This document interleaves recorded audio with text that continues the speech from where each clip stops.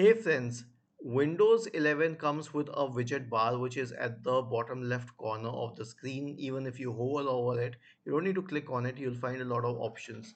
For example, the temperature, the location, and the future temperature forecast.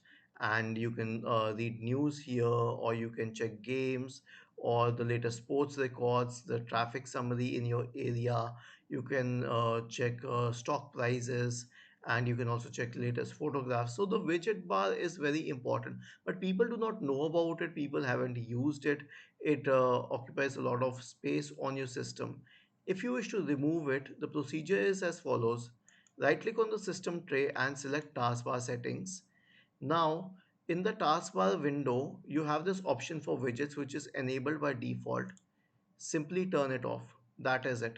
And once it is turned off, you wouldn't be able to use widgets, but it will save a lot of energy and power on your system. And if you wish to turn it on later, then simply switch on the widgets menu. That is it. I hope this was helpful.